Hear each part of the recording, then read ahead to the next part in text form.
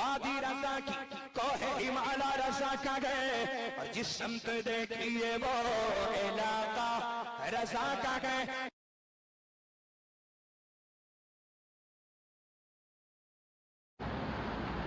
بسم اللہ الرحمن الرحیم، نحمدہ ونصلی ونسلم علی رسولہ الکریم، اما بعد، اعوذ باللہ من الشیطان الرجیم، بسم اللہ الرحمن الرحیم۔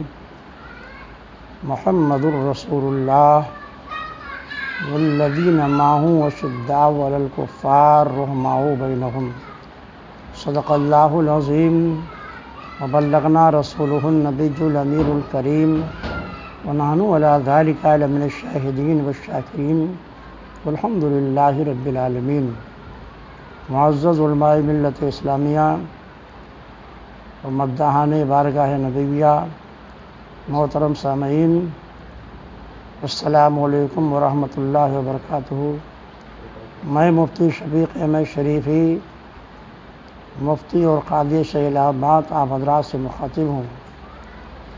حضرت سیدنا عثمان غنی رضی اللہ تعالیٰ عنہ کی شہادت سے متعلق تھوڑی دیر کی گفتگو ہونی ہے۔ عام طور سے لوگوں میں یہ مشہور ہے کہ آپ کی شہادت 18 ذو الحجہ کو ہوئی، جبکہ سیرت نگار اور تاریخ سے پتہ چلتا ہے کہ اس تعلق سے متعدد اقوال ہیں۔ زیادہ تر قول یہ ہے کہ 12 ذو الحجہ، اور بعض روایتوں میں ایام تشریق آپ کی یوم شہادت ہے۔ صرف ایک قول ملتا ہے کہ 18 ذو الحجہ کو آپ کی شہادت ہوئی۔ معزز سامعین، حضرت عثمان رضی اللہ عنہ کا دور خلافت کل 12 سال رہا ہے۔ شروع کے 6 برسوں میں لوگوں کو آپ سے کوئی شکایت نہیں ہوئی، بلکہ ان برسوں میں وہ حضرت عمر رضی اللہ تعالیٰ عنہ سے بھی زیادہ لوگوں میں مقبول اور محبوب رہے، اس لیے کہ حضرت عمر رضی اللہ عنہ کے مزاج میں کچھ سختی تھی، اور حضرت عثمان غنی رضی اللہ تعالیٰ عنہ میں سختی کا وجود نہ تھا۔ آپ بہت بامروت تھے، لیکن آخری 6 برسوں میں بعض گورنروں کے سبب لوگوں کو آپ سے شکایت ہو گئی۔ آپ نے عبداللہ بن سرح کو مصر کا گورنر مقرر کیا۔ ابھی عبداللہ کے تقرر کو صرف 2 سال گزرے تھے کہ مصر کے لوگوں کو ان سے شکایتیں پیدا ہو گئیں۔ انہوں نے حضرت عثمان غنی رضی اللہ تعالیٰ عنہ سے داد رسی چاہی۔ آپ نے بذریعہ تحریر عبداللہ بن ابی سرح کو سخت تنبیہ فرمائی اور تاکید کی کہ خبردار، آئندہ تمہاری شکایت میرے پاس نہ پہنچے، مگر عبداللہ نے آپ کے خط کی کچھ پرواہ نہ کی، بلکہ مصر کے جو لوگ دارالخلافہ مدینہ شریف میں شکار لے کر آئے تھے ان کو اس نے قتل کر دیا۔ اس سے مصر کی حالت اور زیادہ خراب ہو گئی، یہاں تک کہ وہاں سے 700 افراد مدینہ شریف آئے اور حضرت عثمان غنی رضی اللہ تعالیٰ عنہ سے عبداللہ کی زیادتیاں بیان کی، اور دوسرے صحابہ کرام سے بھی شکایتیں کیں، اور بعض صحابہ نے حضرت عثمان غنی رضی اللہ تعالیٰ عنہ سے سخت کلامی کی، اور ام المومنین حضرت عائشہ صدیقہ رضی اللہ تعالیٰ عنہ نے آپ کے پاس کہلا بھیجا کہ رسول اللہ صلی اللہ علیہ وسلم کے صحابہ آپ کے پاس آئے ہیں، اور عبداللہ بن ابی سرح جس پر قتل کا الزام ہے اس کی معزولی اور برطرفی کا آپ سے مطالبہ کرتے ہیں، مگر آپ ان کی باتوں پر توجہ نہیں کرتے۔ آپ کو چاہیے کہ ایسے شخص کو مناسب سزا دیں۔ اور حضرت علی رضی اللہ تعالیٰ عنہ تشریف لائے۔ انہوں نے بھی حضرت عثمان غنی رضی اللہ تعالیٰ عنہ سے کہا کہ یہ لوگ قتل ناحق کے سبب مصر کے گورنر کی معزولی چاہتے ہیں، آپ اس معاملے میں انصاف کیجیے اور عبداللہ بن ابی سرح کی جگہ پر کسی دوسرے کو گورنر مقرر کیجیے۔ آپ نے مصر کے لوگوں سے فرمایا، اختاروا رجلا اولیہ علیکم مکانہ، آپ لوگ خود ہی کسی کو گورنر چن لیجیے، میں عبداللہ بن سرح کو معزول کر کے آپ لوگوں کے چنے ہوئے گورنر کو مقرر کر دوں گا۔ اور لوگوں نے حضرت ابوبکر صدیق رضی اللہ تعالیٰ عنہ کے صاحبزادے یعنی محمد ابن ابو بکر کو منتخب کیا۔ رضی اللہ تعالیٰ عنہما۔ امیر المومنین حضرت عثمان غنی رضی اللہ تعالیٰ عنہ نے ان لوگوں کے انتخاب کو منظور فرما لیا اور حضرت محمد ابن ابو بکر رضی اللہ تعالیٰ عنہما کے لیے پروانۂ تقرری اور عبداللہ بن ابی سرح کے بارے میں معزول کی تحریر لکھ دی۔ محمد ابن ابو بکر مصر سے آئے ہوئے 700 افراد اور کچھ انصار و مہاجرین کے ساتھ مصر کے لیے روانہ ہوئے۔ مدینہ منورہ سے بھی قافلہ تیسری منزل پہ تھا تو ان کو ایک حبشی غلام سانڈنی پر بیٹھا ہوا نظر آیا۔ نہایت تیزی کے ساتھ مصر کی طرف جاتا ہوا نظر آیا۔ اس کے رنگ ڈھنگ اور اس کی تیز رفتاری سے معلوم ہوتا تھا کہ یہ غلام یا تو اپنے مالک سے بھاگا ہوا ہے اور یا تو کسی کا قاصد ہے۔ قافلہ والوں نے اسے بڑھ کر پکڑ لیا اور پوچھا کہ تو کون ہے؟ تو کہیں سے بھاگا ہے یا تجھے کسی کی تلاش ہے؟ اس نے کہا میں ام المومنین حضرت عثمان غنی رضی اللہ تعالیٰ کا غلام ہوں۔ پھر کہا میں مروان کا غلام ہوں۔ ایک شخص نے اسے پہچان لیا اور بتایا کہ یہ امیر المومنین ہی کا غلام ہے۔ حضرت محمد ابن ابو بکر رضی اللہ تعالیٰ عنہما نے اسے دریافت فرمایا کہ تمہیں کہاں بھیجا گیا ہے؟ اس نے کہا مجھے مصر کے گورنر عبداللہ بن سرح کے پاس بھیجا گیا ہے۔ اس کی تلاشی لی گئی تو اس کے خشک مسکیزے سے ایک خط نکلا جو امیر المومنین حضرت عثمان غنی رضی اللہ تعالیٰ عنہ کی طرف سے عامل مصر عبداللہ بن سرح کے نام تھا۔ محمد ابن ابو بکر نے سب لوگوں کو جمع کیا اور ان کے سامنے خط کھولا جس میں لکھا ہوا تھا اذا آتاک محمد و فلاں و فلاں فاحتل فی قتلہم و ابطل کتابہم وقر علی امرک حتی یاتیک رأیی، یعنی جب محمد ابن بکر اور فلاں فلاں تمہارے پاس پہنچے تو ان کو کسی ہیلے سے قتل کر دو، خط کو کل عدم قرار دو اور جب تک کہ میرا دوسرا حکم نامہ پہنچے اپنے عہدے پر برقرار رہو۔ اس خط کو پڑھ کر قافلہ والے سب لوگ دنگ رہ گئے۔ محمد ابن ابو بکر نے اس خط پر ساتھ کے چند ذمہ دار لوگوں کی مہریں لگوا دی اور اسے ایک شخص کی تحویل میں دے دیا اور سب لوگ وہیں سے مدینہ منورہ کو واپس ہو گئے۔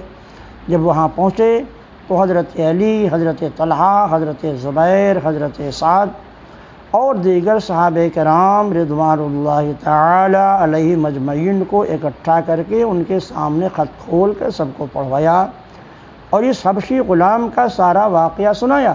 اس پر سب لوگ بہت سخت برہم ہوئے۔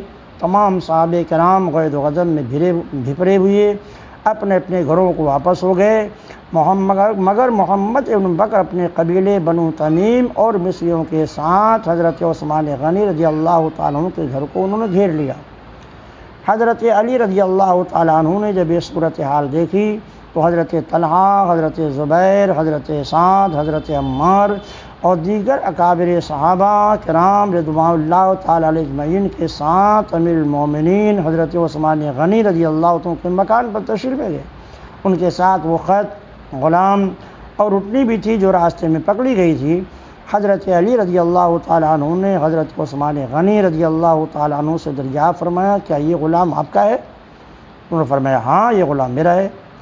پھر انہوں نے پوچھا کہ یہ اٹھنی بھی آپ ہی کی ہے؟ انہوں نے جواب دیا، فرمایا ہاں یہ اٹھنی بھی ہماری ہے۔ پھر حضرت علی رضی اللہ تعالیٰ عنہ نے وہ خط پیش فرمایا اور پوچھا کیا یہ خط آپ نے لکھا ہے؟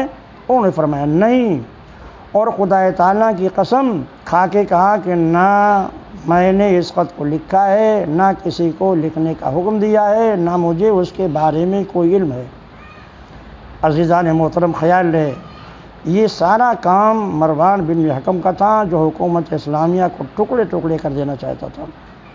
حضرت علی رضی اللہ تعالیٰ عنہ نے فرمایا بڑے تعجب کی بات ہے، اٹھنی آپ کی، خط پر بھی مہر آپ کی، جسے آپ ہی کا غلام یہاں سے لے کر جا رہا تھا، مگر آپ کو کوئی علم نہیں۔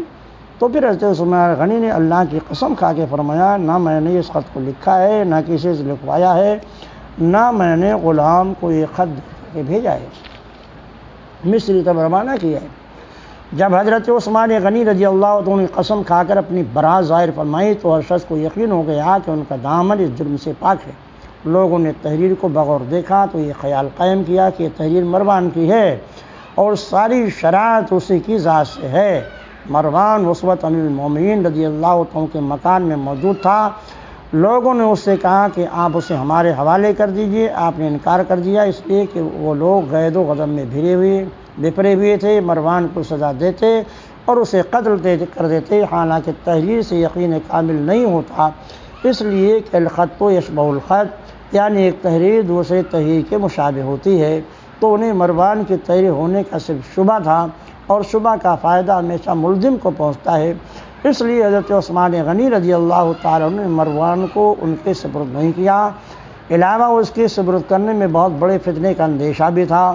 بہرحال جب حضرت عثمان غنی رضی اللہ تعالیٰ عنہ نے مروان کو لوگوں کے حوالے کرنے سے انکار کر دیا تو صحابہ کرام ان کے یہاں سے اٹھ کر چلے گئے اور آپس میں یہ کہہ رہے تھے کہ حضرت عثمان کبھی جھوٹی قسم نہیں کھا سکتے، مگر کچھ لوگ یہ بھی کہہ رہے تھے کہ وہ شخص سے بری نہیں ہو سکتے جب تک کہ مروان کو ہمارے سپرد نہ کر دیں اور ہم اس سے تحقیق نہ کر لیں، اور یہ معلوم نہ ہو جائے کہ رسول اللہ صلی اللہ علیہ وسلم کے صحابیوں کو قتل کرنے کا حکم کیوں دیا گیا۔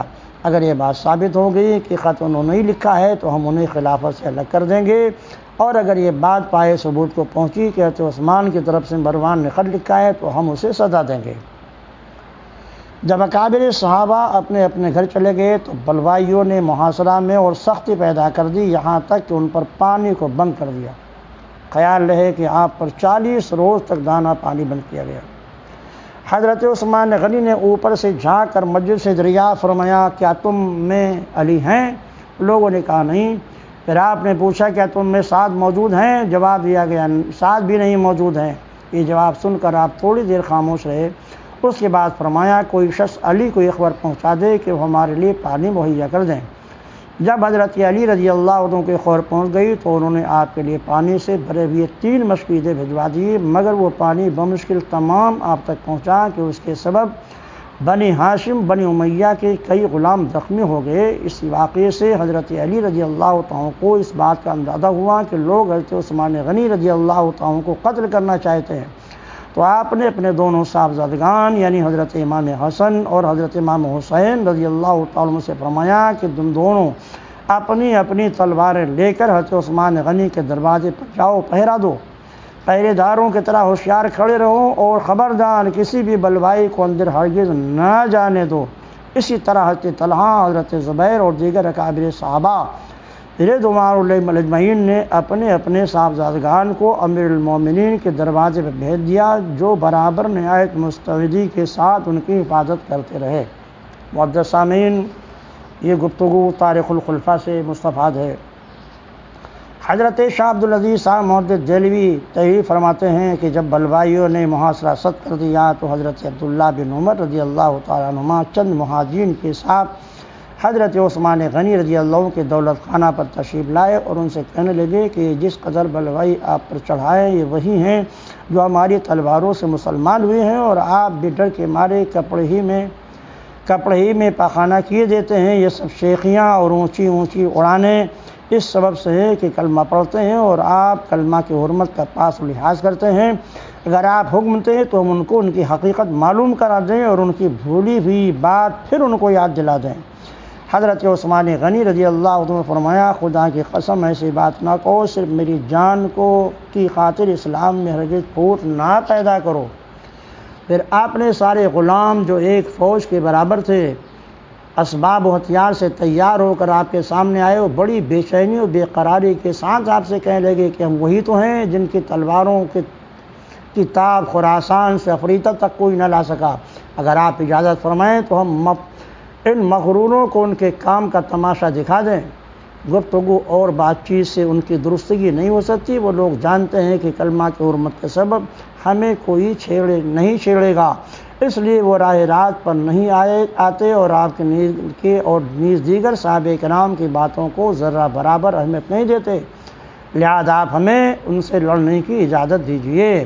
حضرت عثمان غنی رضی اللہ عنہ نے غلاموں سے فرمایا، اگر تم لوگ میری رضا و خوشنودی چاہتے ہو، میری نعمت کا حق ادا کرنا چاہتے ہو تو ہتھیار کھول دو اور اپنی اپنی جگہوں پر جا کر بیٹھو۔ سن لو کہ تم لوگوں میں سے جو غلام بھی ہتھیار کھول دے اس کو میں نے آزاد کر دیا۔ واللہ لان اقتلا قبل الدماء احب الی من ان اقتلا بعد الدماء، یعنی اللہ کی قسم خوریزی سے پہلے میرا قتل ہو جانا مجھے زیادہ محبوب ہے اس سے کہ میں خوریزی کے بعد قتل کیا جاؤں۔ مطلب یہ ہے کہ میری شہادت لکھ دی گئی ہے اور اللہ کے رسول پیارے مصطفیٰ صلی اللہ علیہ وسلم نے اس شہادت کی بشارت مجھ کو دے دی ہے۔ اگر تم لوگوں نے بلوائیوں سے جنگ بھی کی تو بھی میں ضرور قتل کر دیا جاؤں گا، لہذا ان سے لڑنے میں کوئی فائدہ نہیں۔ یہ گفتگو تحفہ حسنیہ میں موجود ہے۔ محمد ابن ابوبکر نے جب دیکھا کہ دروازہ پر ایسا ست پہرا ہے کہ اندر پہنچنا بہت مشکل ہے تو انہوں نے حضرت عثمان غنی رضی اللہ عنہ پر تیر چلانا شروع کیا، جس میں سے ایک تیر حضرت امام حسن رضی اللہ عنہ کو لگ گیا اور آپ زخمی ہو گئے۔ ایک تیر مروان کو بھی لگا، محمد ابن طلحہ بھی زخمی ہو گئے، اور ایک تیر سے حضرت علی رضی اللہ عنہ کے غلام قنبر بھی زخمی ہو گئے۔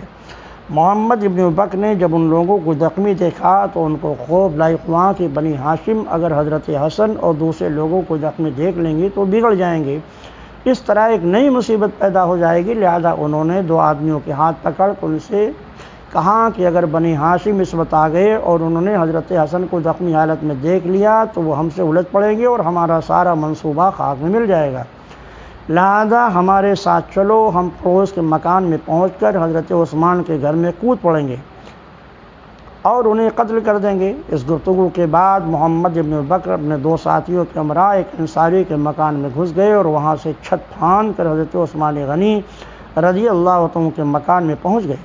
ان لوگوں کے پہنچنے کے دوسرے لوگوں کو خبر نہ ہوئی، اس لیے کہ جو لوگ گھر پر موجود تھے وہ چھت پر تھے، نیچے مومنین کے پاس صرف ان کی اہلیہ محترمہ حضرت نائلہ رضی اللہ تعالیٰ عنہ بیٹھی ہوئی تھیں۔ سب سے پہلے محمد ابن ابوبکر نے حضرت عثمان غنی کے پاس پہنچ کر ان کی داڑھی پکڑ لی تو مومنین نے ان سے فرمایا اگر تمہارے باپ حضرت عمر صدیق رضی اللہ عنہ تجھے میرے ساتھ ایسی گستاخی کرتے ہوئے دیکھتے تو کیا کہتے؟ اس بات کو سن کر محمد ابن ابوبکر نے ان کی داڑھی چھوڑ دی، لیکن اسی درمیان میں ان کے دونوں ساتھی آ گئے جو امیر المومنین پر جھپٹ پڑے اور ان کو نہایت بے دردی کے ساتھ شہید کر دیا۔ فَإِنَّا لِلَّهِ وَإِنَّا إِلَيْهِ راجعون۔ جب حضرت عثمان غنی رضی اللہ عنہ پر حملہ ہوا اور دشمن ان کو شہید کر رہے تھے، اس وقت آپ کے اہلیہ محترمہ حضرت نائلہ رضی اللہ تعالیٰ عنہ بہت چیخی چلائیں، لیکن بلوائیوں نے چونکہ بڑا شور غوغا کر رکھا تھا اس لیے آپ کی چیخ و پکار کسی نے نہیں سنا۔ آپ کی شہادت کے بعد وہ کوٹھے پر گئیں اور لوگوں کو بتایا کہ مومن شہید کر دیے گئے۔ لوگوں نے نیچے اتر کر دیکھا تو حضرت عثمان غنی رضی اللہ عنہ کا پورا جسم خون آلود تھا اور ان کی ریح پرواز کر چکی تھی۔ بعض روایتوں میں کہ شہادت کے وقت حضرت عثمان غنی رضی اللہ تعالیٰ عنہ قرآن مجید کی تلاوت فرمائے تھے۔ جب تلوار لگی تو آیت کریمہ فَسَيَكْفِيكُمُ اللَّهُ پر خون کے چند قطرے قطرات پڑے اور آپ کی بیوی صاحبہ حضرت نائلہ رضی اللہ تعالیٰ عنہ نے تلوار کے وار کو جب اپنے ہاتھوں سے روکا تو ان کی انگلیاں کٹ گئیں۔ جب حضرت علی، حضرت طلحہ، حضرت زبیر، حضرت سعد اور دیگر صحابہ اہل بیت مدینہ و اہل مدینہ رضوان اللہ زمین کو آپ کی شہادت کی خبر ملی تو سب کے ہوش اڑ گئے، آپ کے مکان پر آئے، آپ کو شہید دیکھ کر سب نے اِنَّا لِلَّهِ وَإِنَّا إِلَيْهِ راجعون پڑھا، اور حضرت علی رضی اللہ تعالیٰ عنہ کو اس صورتحال سے اتنا غصہ پیدا ہوا کہ حضرت امام حسن کو ایک تماچا اور حضرت امام حسین کے سینے پر ایک گھونسا مارا اور فرمایا کیف قتل امیر المومنین وانتما علی الباب، یعنی جبکہ تم دونوں دروازے میں موجود تھے امیر المومنین کیسے شہید کر دیے گئے؟ پھر آپ نے حضرت طلحہ کے صاحبزادے محمد اور حضرت زبیر کے صاحبزادے عبداللہ کو بھی سخت و سست اور برا بھلا کہا۔ جب حضرت علی رضی اللہ عنہ معلوم ہوا کہ قاتل دروازہ سے نہیں داخل ہوئے تھے بلکہ پڑوس کے مکان سے کود کر آئے تھے تو آپ نے حضرت عثمان غنی رضی اللہ عنہ کی اہلیہ محترمہ سے دریافت فرمایا کہ امیر المومنین کو کس نے شہید کیا؟ انہوں نے کہا کہ میں ان لوگوں کو تو نہیں جانتی جنہوں نے المومنین کو شہید کیا، البتہ ان کے ساتھ محمد ابن بکر تھے جنہوں المومنین کی داڑھی بھی پکڑ رہی تھی۔ حضرت علی رضی اللہ عنہ نے محمد ابن بکر کو بلا کر قتل کے بارے میں ان سے دریافت فرمایا تو انہوں نے کہا کہ حضرت نائلہ سچ کہتی ہیں، بے شک میں گھر کے اندر ضرور داخل ہوا تھا اور قتل کا ارادہ بھی کیا تھا، لیکن جب انہوں نے میرے باپ حضرت صدیق کا تذکرہ تو میں ان کو چھوڑ کر ہٹ گیا اور میں اپنے اس فعل پر نادم و شرمندہ ہوں اور اللہ تعالیٰ سے توبہ استغفار کرتا ہوں، خدا کی قسم میں نے ان کو قتل نہیں کیا۔ ابن عساکر نے کنانہ وغیرہ سے روایت کیا ہے کہ حضرت عثمان غنی رضی اللہ عنہ کو جس نے شہید کیا وہ مصر کا رہنے والا تھا، اس کی آنکھیں نیلی تھیں، اس کا نام حمار تھا۔ یہ بھی تاریخ الخلفاء میں موجود ہے۔ بعض مورخین نے لکھا ہے کہ آپ کے قاتل کا نام اسود تھا۔ بہت ممکن ہے کہ محمد بن بکر کے ساتھ دو بلوائی جو آپ کے مکان میں کودے تھے، ان میں سے ایک کا نام حمار اور دوسرے کا نام اسود رہا ہو، واللہ عالم بالصواب۔ حضرت عثمان غنی رضی اللہ تعالیٰ عنہ 35 ہجری ماہ ذی الحجہ کے ایام تشریق میں شہید ہوئے، جبکہ آپ کی عمر مبارک 82 سال کی تھی۔ آپ کے جنازہ کی نماز حضرت زبیر رضی اللہ تعالیٰ عنہ نے پڑھائی اور آپ حش کوکب کے مقام پر جنت البقیع میں دفن کیے گئے۔ در منصور قرآن کی سلک بھی زوج دو نور عرفت پہ لاکھوں سلام، یعنی عثمان صاحب قمیص خدا غلہ پوش شہادت پہ لاکھوں سلام۔ پروردگار عالم ان کے انوار و برکات سے عالم اسلام کو معمور فرمائے اور ہم اہل سنت و جماعت کو اسلام کے نام پر بھی سب کچھ نثار کرنے کی توفیق عطا فرمائے۔ وما علینا الا البلاغ۔